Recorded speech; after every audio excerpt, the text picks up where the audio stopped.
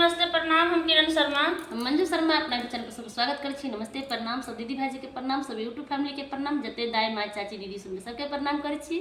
और देखे हम सब कत वीडियो बनबै छी गेट पाइप के, तक कखनो कत हमरा सब घर में लाइटे खराब हो गेल छै, तै के लक जइए मन तइए वीडियो बना के अंगना में बैस के वीडियो बना रहल छी।